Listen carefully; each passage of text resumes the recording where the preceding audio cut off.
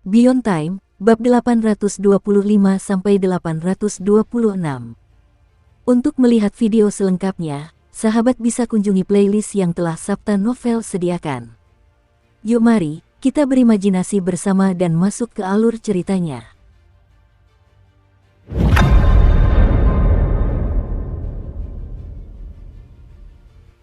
Wilayah dalam ras langit mistik bulan api, wilayah ke-8. Setiap perburuan agung merupakan acara besar bagi ras langit mistik bulan api.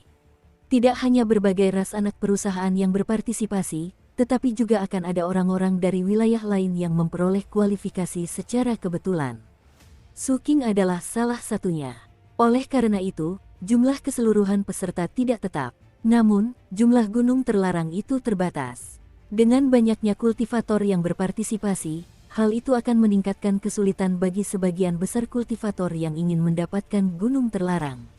Lagi pula, mereka membutuhkan setidaknya 3 gunung untuk memenuhi persyaratan dasar. Dengan cara ini, semua peserta hanya bisa terus bersaing satu sama lain untuk mengumpulkan jumlah gunung terlarang yang harus mereka lewati untuk mencapai standar dasar kelulusan. Namun, standar dasar tersebut bukanlah yang diinginkan oleh ras langit mistik bulan api. Yang mereka inginkan adalah para ahli. Oleh karena itu, untuk membuat kompetisi ini semakin intens, di bawah strategi peningkatan Gu dari Flame Moon Mystic Heaven, sesuatu seperti yang didengar Suking dan sang kapten terjadi. Mereka akan membuka beberapa zona terlarang tertentu.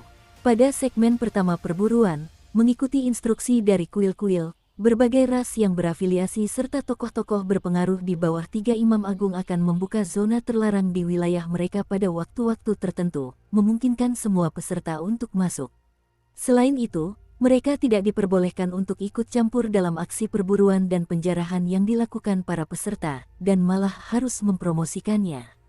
Zona terlarang yang terbuka ini bagaikan pusaran darah dan daging yang terus muncul di banyak wilayah ras surga mistik bulan api.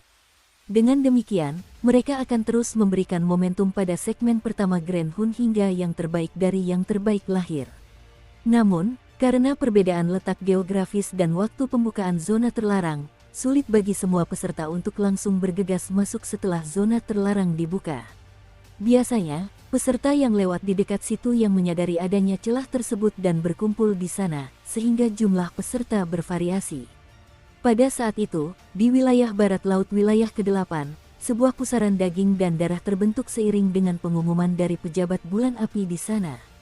Tempat ini awalnya disegel, dengan penghalang cahaya keemasan yang terlihat dari luar, menutupi semuanya dan menjadikannya wilayah pribadi. Zona terlarang di dalamnya meliputi wilayah yang luas, membentang setengah dari provinsi, dengan kabut tebal zat-zat anomali yang menyelimutinya. Tingkat kekuatan makhluk mutan di dalamnya juga sangat tinggi. Terlebih lagi, dilihat dari situasinya, seluruh zona terlarang itu sendiri sudah hampir berubah menjadi wilayah terlarang. Dari kejauhan, di dalam zona terlarang ini, tampak hamparan hutan, sungai beracun, desa-desa yang menyeramkan, dan pegunungan terlarang yang menjulang tinggi menembus langit. Sebuah istana yang memukau melayang di atas puncak gunung tertinggi. Di luar istana, terdapat 2 baris patung. Di atas kursi besar di bagian terdalam, sesosok tinggi sedang beristirahat dengan satu tangan di dahinya. Orang ini tampak setengah baya. Seluruh tubuhnya bersinar dengan cahaya keemasan dan auranya agung. Fluktuasi kultivasi akumulasi jiwanya sangat jelas, seolah-olah mampu menekan dunia. Dia adalah pemilik zona terlarang ini, salah satu tokoh penting dari bulan api. Kali ini, dia mengikuti perintah kuil untuk membuka zona terlarangnya. Pada saat yang sama, dia juga agak tertarik pada kelompok orang pilihan surga ini. Oleh karena itu, dia sendiri datang untuk melihat apakah ada bibit yang bagus yang akan muncul di zona terlarangnya. Selain itu, ada beberapa aturan tak tertulis yang diterima oleh semua pihak. Karena pertimbangan hubungan pribadi, dia juga perlu membuat beberapa pengaturan. Setelah waktunya tiba, sang pejabat tinggi sedikit membuka dan menutup matanya, sambil menarik napas ringan. Hembusan napas itu seketika menyebabkan warna langit berubah dan angin bertiup kencang. Penghalang cahaya keemasan raksasa yang menyelimuti zona terlarang itu langsung runtuh dan hancur berkeping-keping. Kemudian, benda itu berubah menjadi kabut keemasan yang bergolak menuju istana tempat kedudukan benda mulia itu berada. Ia langsung menyapu dan memasuki istana, lalu menyerbu masuk ke dalam mulutnya. Zona terlarang telah dibuka. Anak-anak, tunjukkan kemampuan terbaikmu. Tokoh penting bulan api itu berbicara dengan tenang. Suaranya seperti guntur yang menggema ke segala arah. Saat suara itu bergema, di saat berikutnya, sosok-sosok pilihan surga dari ras bulan api muncul satu demi satu di sekitar zona terlarang. Mereka semua bergerak dengan kecepatan penuh. Mereka bergegas masuk ke zona terlarang dari berbagai arah. Dalam sekejap, persaingan sengit langsung meletus di zona terlarang. Di sini, terlepas dari apakah itu perkelahian, perampokan, kematian, atau berbagai hal lainnya, orang luar tidak akan ikut campur. Bahkan pejabat bulan api itu hanya menonton pertunjukan dari istana. Tak lama kemudian, korban jiwa mulai berjatuhan. Lagi pula, tidak semua orang memilih untuk langsung menuju gunung terlarang. Hal ini karena mereka bisa mendapatkan gunung terlarang dengan membunuh dan merampok orang lain. Memburu orang lain tentu lebih mudah daripada melawan sekelompok orang untuk mendapatkannya. Namun, gelombang energi dari pertempuran itu tersembunyi di zona terlarang. Dari luar, zona terlarang ini seperti lubang hitam yang melahap segalanya. Tidak ada suara atau fluktuasi energi yang menyebar. Suasana hening total. Waktu berlalu dan tak lama kemudian, 7 hari pun tiba. Setiap hari, para peserta bergegas datang dari berbagai arah dan menghilang di zona terlarang. Ada juga orang-orang yang memilih untuk pergi. Namun, yang aneh adalah jumlah gunung terlarang di dalamnya tidak banyak berubah. Ini agak membosankan. Di istana di zona terlarang, pejabat bulan api menguap dan menggelengkan kepalanya. Tepat ketika pejabat bulan api merasa pertunjukan itu membosankan, sosok Su Qing dan sang kapten dengan cepat mendekat dari langit, sekitar 50 km dari zona terlarang. Mereka tidak berhenti di sepanjang jalan, jadi setelah 7 hari, mereka sampai di tujuan. Adapun gunung terlarang di atas kepala Su Qing, jumlahnya telah bertambah dari 2 menjadi 3. Jelas, dia memperoleh keuntungan lain dalam perjalanan ke sini. Agak lambat, Su Qing bergumam dalam hati. Waktu yang dia habiskan untuk berburu terasa lambat, dan kecepatan dia mendapatkan gunung terlarang juga lambat. Su Qing merasa bahwa kecuali dia bisa mendapatkan hasil panen yang besar, dia mungkin tidak akan punya cukup waktu untuk mendapatkan 100 gunung. Membayangkan hal itu, Su Qing mengangkat kepalanya dan menatap zona terlarang yang sunyi di kejauhan. Kilatan dingin muncul di matanya saat dia bergegas maju. Sang kapten mengikuti di belakang dengan tatapan penuh antisipasi. Begitu saja, setelah sekitar 15 menit, keduanya akhirnya tiba di tepi zona terlarang.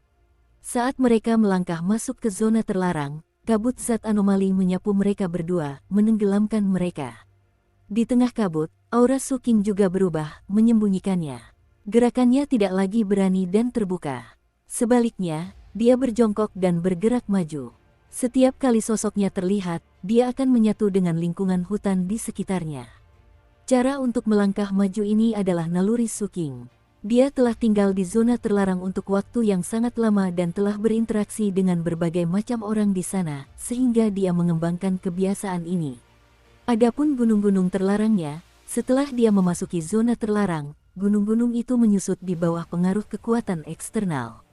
Sama seperti di Mystic Moon Square, gunung-gunung itu mengelilingi kepalanya. Melihat sosok Su Qing di depannya, secercah kejutan muncul di mata sang kapten. Ini bukan pertama kalinya dia melihat Su Qing bergerak maju seperti ini di zona terlarang, tetapi kali ini, dia mengamati dengan cermat. Lambat laun, gerakan tubuhnya pun berubah. Tak lama kemudian, ia mempelajari beberapa teknik Su Qing. Bersama Su Qing, ia berjongkok dan melompat ke depan di atas dahan-dahan pohon. Metode ini memungkinkan mereka untuk menyembunyikan diri dalam kegelapan sampai batas tertentu. Saat ia melaju, Su Qing juga merasakan bahwa tempat ini memiliki pengaruh besar pada kesadaran ilahinya. Bahkan jika ia menyebarkan kesadaran ilahinya dengan kekuatan penuh, jangkauannya hanya beberapa ribu kaki. Bagi para kultivator, mereka terbiasa dapat merasakan lingkungan sekitar dengan sapuan indera ilahi mereka. Tak dapat dipungkiri bahwa mereka akan merasa terbatas di lingkungan seperti itu. Adapun Little Shadow, ia masih tertidur lelap dan tidak bisa membantu saat ini. Namun, Su Qing merasa itu masih tidak masalah. Keakrabannya dengan zona terlarang memungkinkannya untuk mendapatkan lebih banyak informasi melalui tumbuh-tumbuhan di sekitarnya dan mencapai efek penglihatan tidak langsung. Oleh karena itu, sambil bergegas, Suking mengamati sekelilingnya. Dia memperhatikan tumbuh-tumbuhan, binatang-binatang mutan, dan juga memperhatikan pegunungan di kejauhan serta istana emas di udara. Istana itu terasa tidak cocok dengan tempat ini. Ada kemungkinan besar bahwa disitulah tokoh penting bulan api berada. Sepertinya tokoh penting dari bulan api ini adalah penggemar menonton acara TV. Kapten itu berbicara dengan suara pelan. King kecil, pasti banyak orang yang tewas di sini dalam 7 hari terakhir. Aku mencium bau darah yang sangat menyengat. Su King mengangguk. Pandangannya menyapu beberapa bunga dan tanaman di tanah di sekitarnya. Di antara mereka ada rumput yang disebut roh darah, yang tampak tumbuh sangat subur. Rumput ini lahir dengan menyerap aura kematian. Ranting dan daunnya akan condong ke arah manapun kematian hadir. Saat Su King menoleh, ranting dan daun rumput roh darah di tanah langsung bergerak dan menunjuk ke satu arah, bergelombang dengan cepat seolah menyerap sesuatu. Tidak ada reaksi dari kesadaran ilahi Su King, tetapi dia merasakan beberapa fluktuasi dari token yang diberikan rubah tanah liat kepadanya. Hal ini membuatnya termenung. Dia berhenti sejenak sebelum bersembunyi di samping. Sang kapten juga berjongkok di atas dahan dan berubah menjadi cacing, lalu menghilang tanpa jejak. Setelah sekitar 8 menit, suara gemuruh samar-samar terdengar dari kejauhan.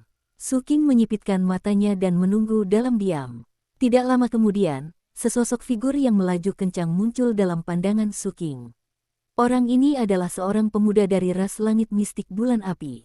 Kultivasinya berada di alam penyimpanan roh, tetapi terlihat tidak stabil, jelas terluka, dengan ekspresi sedih dan darah di sudut mulutnya. Saat itu, kecemasan masih terpancar di matanya. Ketika tiba di tempat persembunyian Su King, ia berhenti sejenak, segera memeriksa sekelilingnya, tidak menemukan apapun, dan menjadi semakin cemas. Ia hendak mengatakan sesuatu. Dukung terus channel YouTube Sabta Novel. Namun, pada saat itu, suara logam yang hancur terdengar dari kejauhan, tajam namun dipenuhi dengan nuansa kobaran api. Sesaat kemudian, sesosok berapi-api yang diselimuti lautan api melesat ke arah pemuda itu. Sebuah suara dingin bergema. Kyukezi, sejak kita bertemu, inilah saatnya untuk menyelesaikan dendam lama kita. Menurutmu, kemana kau bisa melarikan diri?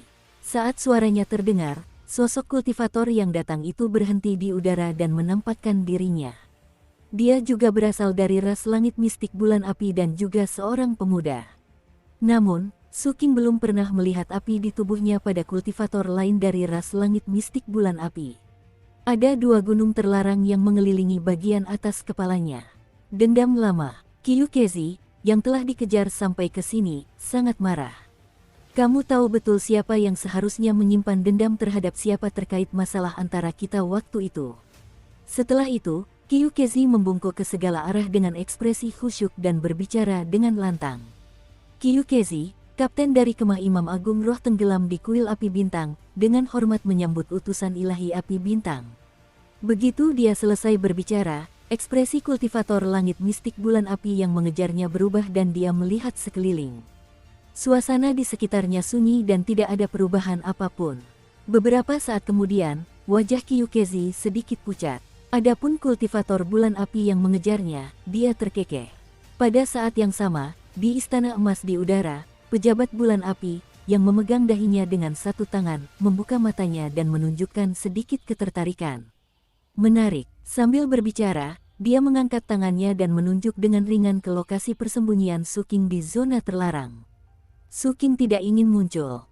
Meskipun token yang diberikan rubah tanah liat itu terus bergetar dan memanas, Su King memilih untuk mengabaikannya dan memperkuat penyembunyiannya. Dia tidak memiliki kewajiban atau kebutuhan untuk terlibat dengan individu yang tidak ada hubungannya. Adapun utusan ilahi yang disebutkan pihak lain, Su King sudah terbiasa dengan hal itu. Sejak ia berpura-pura menjadi utusan ilahi untuk pertama kalinya di wilayah gelombang suci yang luas, ia sepertinya memiliki hubungan yang tak dapat dijelaskan dengan identitas seorang utusan. Hal yang sama terjadi di wilayah persembahan bulan. Sekarang ia berada di ras surga mistik bulan api. Su King tidak terkejut dengan situasi yang sama yang terjadi. Lagi pula, dia memang memegang tanda pengenal yang diberikan oleh rubah tanah liat itu. Namun, dia masih sedikit tergoda oleh dua gunung terlarang di atas kepala kultivator ras langit mistik bulan api yang memancarkan aura mem-scorching. Oleh karena itu, rencana awalnya adalah menunggu pertarungan kedua orang ini berakhir sebelum dia bertindak dan merebut gunung terlarang tersebut. Namun, semua pemikiran ini diubah secara paksa oleh jari pejabat bulan api di istana. Saat jari itu menyentuh permukaan, Su King dan penyamaran sang kapten lenyap tanpa suara. Tubuh sang kapten kembali ke wujud manusia dari bentuk cacing. Dia berjongkok di dahan pohon dan bergumam dalam hati. Adapun Su King, tubuhnya juga telah menjadi nyata dari keadaan tak terlihatnya. Dia berdiri di bawah pohon dengan ekspresi tenang, tetapi sebenarnya, gelombang gejolak bergema di hatinya. Perasaan dipaksa keluar membuatnya semakin waspada. Kemunculan mereka juga menyebabkan hati kedua kultivator Flame Moon Mystic Heaven yang hendak bertarung itu gemetar. Sebagai pihak yang dirugikan, kecepatan reaksi Kyukezi tentu saja lebih cepat. Setelah melihat Su King dan sang kapten, napasnya menjadi terburu-buru dan dia segera membungkuk dengan hormat. Salam, utusan ilahi. Saat ini, terlepas dari apakah orang di depannya adalah manusia atau anggota rasnya, itu tidak penting. Yang penting adalah identitas pihak lain. Dia telah memastikan hal ini melalui persepsinya. Baginya, identitas ini bisa menyelamatkan hidupnya. Inilah poin utamanya. Saat ia membungkuk dengan hormat, ekspresi kultivator yang mengejarnya juga berubah. Namun, mereka berasal dari kuil yang berbeda, jadi ia tidak dapat merasakannya secara akurat seperti Kyukezi, terutama karena Su King sengaja memperkuat penyembunyiannya. Selain itu, identitas Su King dan sang kapten sebagai manusia menyebabkan kultivator langit mistik bulan api ini merasa sangat ragu. Dia belum pernah melihat atau mendengar tentang utusan ilahi manusia dari kuil api bintang. Bagi ras langit mistik bulan api, sebagian besar ras di benua Wanggu adalah ras yang lebih rendah. Ini termasuk umat manusia. Jika ras yang lebih rendah benar-benar menjadi utusan ilahi, itu pasti akan menarik perhatian. Selain itu, 3 gunung terlarang di atas kepala Su King juga secara tidak langsung membuktikan beberapa hal. Jika mereka benar-benar utusan ilahi, mengapa mereka ikut serta dalam perburuan agung? Namun, dia tidak mau mengambil risiko. Bagaimanapun juga, kata utusan ilahi tetap menimbulkan rasa takut di hatinya. Karena itu, dia sedikit mundur dan menatap Su King, tatapannya berkedip-kedip. Dia ingin menyerah dalam upaya membunuh Kyukezi tetapi tidak mau. Dia ingin menyerang, tetapi tidak yakin. Pemandangan ini menarik perhatian sang kapten. Ia merasa pemandangan itu sangat menarik. Di antara 2 orang dari ras langit mistik bulan api, yang satu membungkuk dan yang lainnya ragu-ragu. Dan ada seseorang yang menyaksikan pertunjukan itu dari langit. Sang kapten mengangkat kepalanya dan melirik istana di udara. Su King juga merasa kesal. Dia tidak mempedulikan Kyukezi yang menyapanya. Sebaliknya, dia menatap kultivator yang ragu-ragu itu dan berbicara dengan dingin. Tinggalkan gunung-gunung terlarangmu dan pergilah. Begitu dia selesai berbicara, kilatan dingin muncul di mata kultivator langit mistik bulan api itu. Dia bisa tahu bahwa tingkat kultivasi Su King hanya berada di gudang roh. Begitu pula dengan orang di sebelahnya. Meskipun kultivasi seperti itu sebanding dengannya, sebagai kultivator bulan api, sangat sedikit orang di alam yang sama yang dapat menandinginya, terutama ras manusia. Saat itu, ketika dia berlatih di wilayah lain, dia juga pergi ke wilayah ras manusia dan membunuh banyak yang disebut sebagai pilihan surga di sana, bahkan memurnikan mereka. Pengalaman ini membuatnya mengerti bahwa sebagian besar kultivator manusia itu lemah. Oleh karena itu, dari lubuk hatinya yang paling dalam, dia merasa jijik. Namun, karena keraguannya tentang identitas orang tersebut, ia ragu-ragu. Karena itu, ia menekan niat membunuhnya dan mengangkat kepalanya. Ia memandang istana emas yang tergantung tinggi di langit dan membungkuk. Tuhan, utusan ilahi meminta gunung-gunung terlarang, dan ini merupakan pelanggaran aturan, mohon berikan keputusan. Begitu kata-kata itu terucap, jantung Kyukezi berdebar kencang. Ia tentu saja telah melihat apa yang dilihat pihak lain, dan pertanyaan ini seperti langsung menuju inti permasalahan, sangat tepat. Aturan Grand Hun menyatakan bahwa mereka yang tidak memenuhi syarat tidak boleh ikut campur. Tentu saja, masih ada beberapa celah, tetapi jumlahnya terbatas. Di Istana Emas di Langit, senyum muncul di bibir pejabat bulan api. Suaranya terdengar berwibawa saat bergema di telinga Suking dan yang lainnya. Orang ini bukanlah utusan ilahi. Begitu dia selesai berbicara, niat membunuh di mata kultivator bulan api itu, yang memancarkan panas dari seluruh tubuhnya, semakin menguat. Seluruh tubuhnya seperti gunung berapi yang meletus saat dia langsung mendekati Suking. Karena identitas yang ia takuti telah terbukti tidak ada, ia menginginkan gunung terlarang milik orang di hadapannya. Namun, sebagian besar waktu, hal-hal tidak berkembang sesuai dengan apa yang dipikirkan orang. Kultivator bulan api itu bergegas mendekat dengan percaya diri dan agresif. Begitu dia mendekat, Suking menghilang di depannya. Kultivator bulan api itu hanya melihat kilatan dingin di mata Suking. Pada saat berikutnya, kepalanya terangkat. Tubuhnya yang telah kehilangan kepalanya terus bergerak maju karena momentum. Sesaat kemudian, benang-benang merah yang tak terhitung jumlahnya muncul dari kehampaan, menyelimuti tubuhnya, menutupi kepalanya, dan mewarnai dunianya dengan warna merah.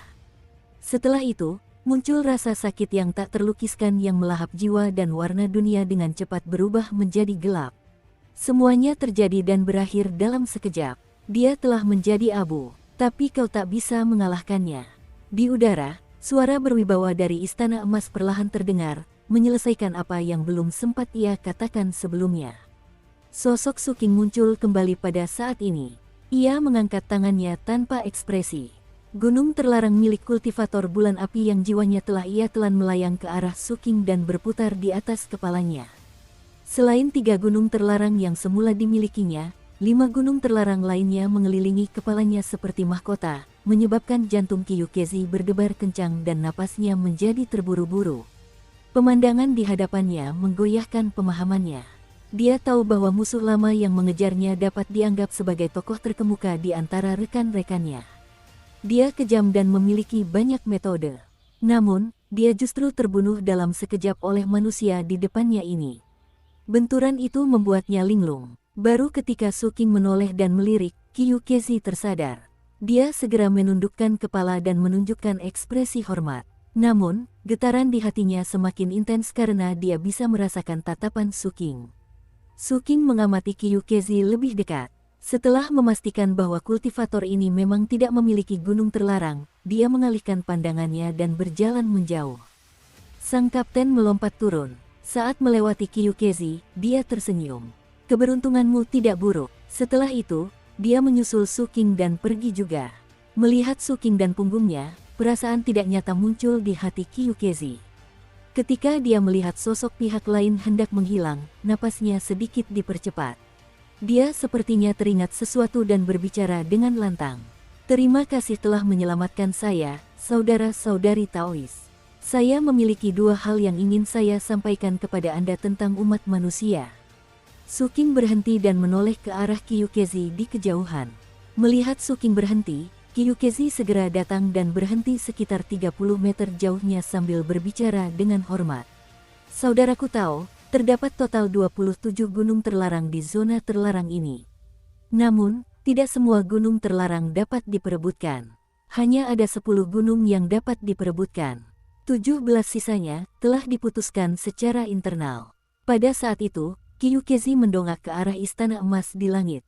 Ke-17 gunung terlarang yang telah ditentukan ini telah dialokasikan untuk beberapa ras dan orang-orang pilihan surga yang luar biasa dari ras saya. Selama mereka datang, mereka dapat merebutnya kembali. Tidak seorang pun akan berani melawan mereka. Suking tidak mengatakan apapun dan menunggu kultivator bulan api itu melanjutkan. Ini karena kata-kata tersebut tidak ada hubungannya dengan umat manusia. Pihak lain jelas tidak membicarakan aturan tak tertulis di gunung terlarang. Lalu, tanya kapten, aku tahu bahwa di antara 17 gunung terlarang, 1 di antaranya telah diputuskan secara internal untuk diberikan kepada pangeran tertua umat manusia. Kyukezi berbicara dengan suara rendah. Mata Suking menyipit. Sang kapten juga menunjukkan ekspresi tertarik. Pangeran tertua umat manusia datang ke ras surga mistik bulan api saya, mencari bantuan untuk menyelesaikan krisis umat manusia, tetapi ia menghadapi penolakan di mana-mana. Pada akhirnya, ia memilih untuk berpartisipasi dalam perburuan agung. Banyak ras telah mendengar tentang masalah ini. Saya pribadi sangat mengagumi pangeran tertua dari ras manusia Anda ini. Dia mungkin ingin menjadi jenderal surga mistik dan mengajukan syarat kepada para imam agung untuk menyelesaikan krisis umat manusia. Flame Moon juga memberikan beberapa kemudahan kepadanya, yang menyebabkan pengaturan gunung terlarang yang telah ditentukan. Suking tentu saja tidak bisa dibandingkan dengan Kyukezi dalam hal memperoleh informasi tentang bulan api. Apa yang terjadi selanjutnya? Kapten terus bertanya. Namun pangeran tertua dari ras manusia Anda tidak akan bisa datang. Kyukezi ragu sejenak sebelum berbicara dengan suara rendah. Aku juga mengetahui beberapa hari yang lalu bahwa pangeran tertua dari ras manusia kalian bertemu dengan pewaris Raja Mingnan dalam perjalanan menuju gunung terlarang ini. Raja Mingnan adalah raja dari kemah Imam Agung Awan Surgawi di bawah Dewa Api Matahari. Bakat pewarisnya sangat menakjubkan dan kekuatan tempurnya mengalahkan rekan-rekannya. Dia adalah salah satu orang pilihan surga dari bulan api kita, dan memiliki reputasi tinggi. Seseorang melihat bahwa pangeran tertua dari umat manusia beserta beberapa manusia ditangkap dan diberikan kepada Pangeran Mingnan untuk menarik keretanya. Kyukezi melirik Suking dan menundukkan kepalanya sambil berbicara. Oleh karena itu, gunung terlarang yang diperuntukkan bagi Pangeran Sulung tidak lagi memiliki pemilik. Suking terdiam dan mengangkat kepalanya untuk melihat dunia yang jauh. Ekspresi sang kapten juga menjadi muram. Setelah sekian lama, Suking perlahan berbicara. Lalu bagaimana keadaan gunung terlarang itu? Kyukezi menarik napas dalam-dalam dan menjawab dengan hormat. Aturan untuk mendapatkan gunung terlarang ini adalah bahwa haknya hanya dapat dicabut setelah 10 hari. Saat ini, baru 7 hari sejak zona terlarang dibuka, jadi zona itu masih ada. Namun, karena ada kabar bahwa zona tersebut tidak memiliki pemilik, zona itu telah diduduki oleh peserta lain. Pimpinlah jalan. Kilatan dingin muncul di mata Suking.